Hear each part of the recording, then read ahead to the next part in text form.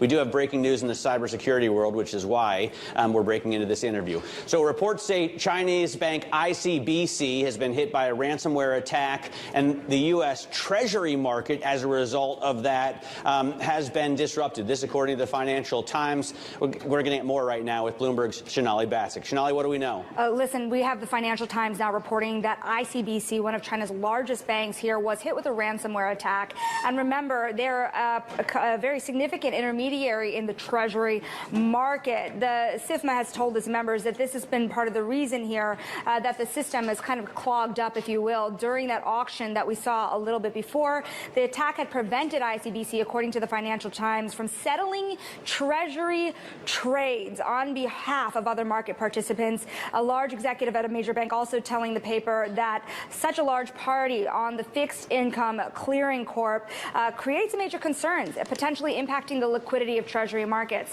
Now, I don't want to say this type of scenario is like a nightmare here, but it is certainly a bad dream.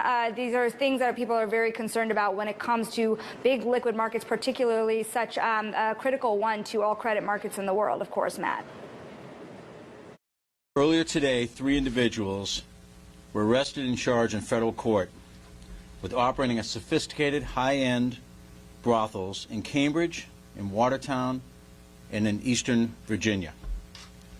These establishments were allegedly promoted through 2 different websites, BostonTop10.com and BrownEyesGirlsVA.blog.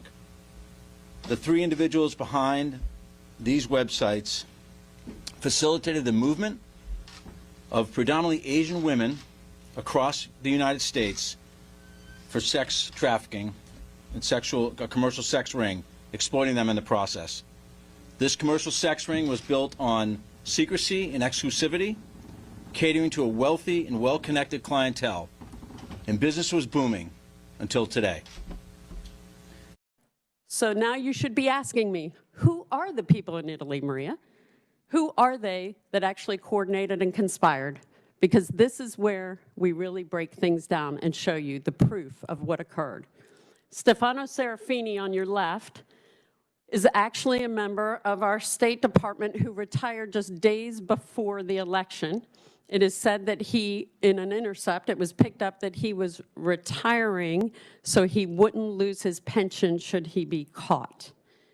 He was coordinating with General Claudio Graziano.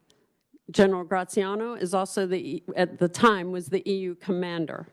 And they were meeting across the street at the St. Regis Hotel, and it was with Ignazio Moncada, who is the CEO of Fatah, which is Fatah SPA, which is a subsidiary of Leonardo, one of the largest defense contracting firms in the world. They are the largest in Italy, and they receive numerous United States military and intelligence contracts. That should frighten everybody right now. You take on the intelligence community, they have 6 ways from Sunday at getting back at you.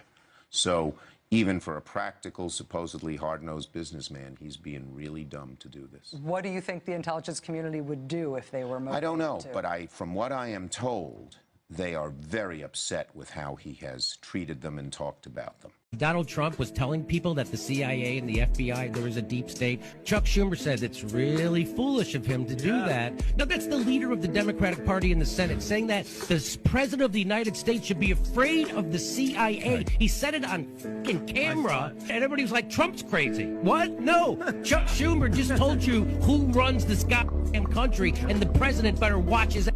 He better not cross the CIA. That's what the leader of the Democratic Party said, who, by the way, he's not a leader. He's a puppet.